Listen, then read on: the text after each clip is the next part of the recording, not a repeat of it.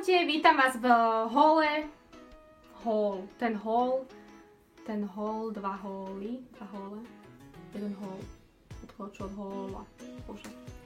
Čaute, vítam vás v hall číslo 2, ktorý bude o oblečení. Ak ste nevideli hall číslo 1, vlastne londýnsky hall číslo 1, ktorý bol o kozmetike, tak si môžete kliknúť tu, niekde dám link. Tento bude oblečenie o doplnkoch, takže myslím si, že môžeme začať, aby to nebolo príliš dlhé, lebo to bude try on haul. Začala by sa touto kozmetickou taškou, ktorú som zabudla v prvom hole spomenúť. Stála 5 libier a je z Primarku. Strašne sa mi páčil sa mi ten dizajn a preto som si ju kúpila, ale hlavne bola aj lacná. Takže možno, že ju viete nájsť aj vo Viedni v Primarku, myslím, že ich budú mať. Takže si ich môžete kúpiť, ak by vás to zaujímalo, lebo ja som sa snažila nájsť na Slovensku a v DMK som mala kozmetickú tašku, ktorá bola úplne škaredá za 10 €, takže Slovensko. A prejdem už na veci a na doplnky, teraz sa trošku vzdialím, aby ste videli. Takže aj táto košela, ktorú mám na sebe, som si ju kúpila v Primarku, stála 5 libier. Strašne sa mi páči tento oversize štýl, možno ma to zoširšuje a vyzerám v tom, že som tučnejšia. Ale mne sa to proste páči, cítim sa v tom pohodlne, takže je to 38. Prejdem na doplnky ešte, lebo tých nie je veľa, to som preskočila s tou košelou. Je to aj tento choker, ktorý som si kúpila dokopy s týmito dvomi ďalšími chokermi, to vám ukážem tak zblízka, aby ste videli. Je to z Primarku, dokopy všetky tieto, ono sa to dá aj dokopy nosiť, vyzerá to super. Dokopy všetky tieto 3 stáli 2 libry, myslím, strašne som chcela chokery, teraz to letí. Na Slovensku to nie je ešte také rozšírené, veľa ľudí to ani nepozná. Teda neviem, aspoň mám taký pocit, ale v Londýne to fičalo, toto mala každá jedna baba na tom a strašne sa mi to páči. Momentálne si ideme z AliExpressu objednávať, čiže bude video aj na AliExpress nákupy, lebo si tam idem toho objednávať celkom veľa. Potom som skúpala takýto choker, ktorý je viac skôr taký elegantný. Vyzerá takto, je to vlastne sperál a sú tam také kamienky v tom. Potom som si kúpila v H&M-ku dvoje náušnice. Možno, že ich majú aj tu, neviem. To sú jedny náušničky a toto sú druhé náušničky. Sú na rovnaký štýl, teda na podobný štýl. Takže sa mi páčila táto farba. Obidvoje ma mali stáť 7 libier a nakoniec ma stáli len 3 libry, čiže tieto stáli libru a tie druhé stáli 2 libry, lebo to boli v zľavách, takže som bola úplne že nadšená, ak som bola pri tej pokladni. Teraz by som už prešla na oblečenie. Niektoré tie veci sa ospravedlňujem, musia byť ožehlené. H&M-ka stál 5 libier, alebo 7 libier, myslím, že stál 7 libier.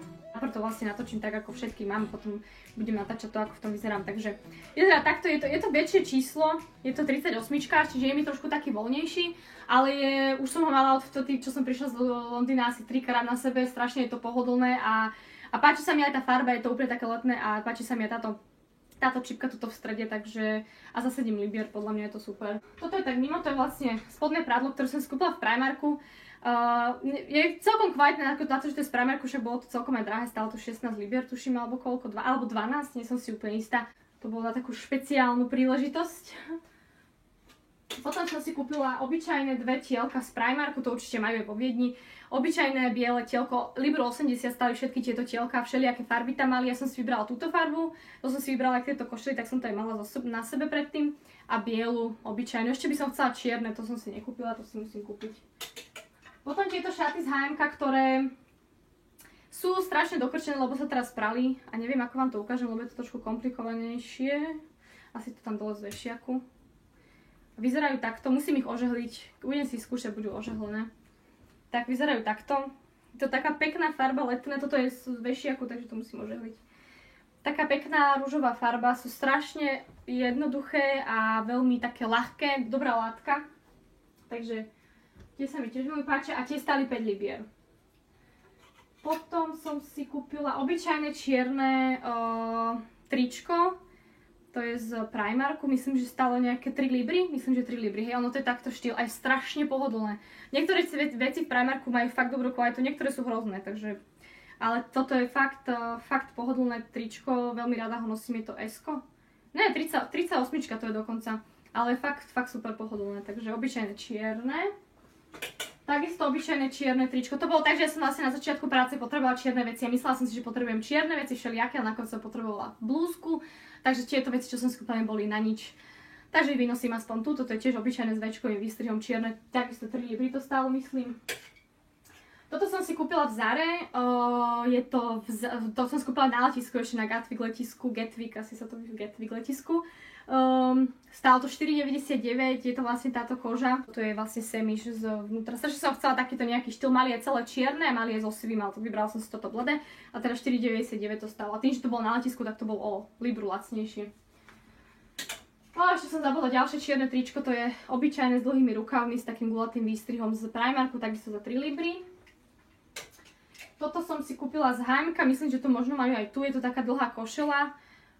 Ja som si skúšala XS a myslela som si, že S bude lepšie. Zobrala som si S bez toho, aby som si ho skúšala. Nevyzerá to až tak dobre na mňa ako to XS, ale stálo to 5 libier, je to také, je to priesvitné, dlhé a také cozy, strašne sa mi to páčilo. Potom toto je z H&M taktiež, to je z letiska, taký prehos, je strašne krčivý, ale veľmi sa mi páči tá farba, lebo to teraz fičí, táto olivovo-zelená. A stálo to 4,99, takže som si povedala, že neviem asi o čom rozmýšľať. Je to S, ale je to trošku také širšie, veď uvidíte, keď si to budem skúšať na sebe. Potom ďalší sveter z H&M, zo Zary, zo Zary z letiska.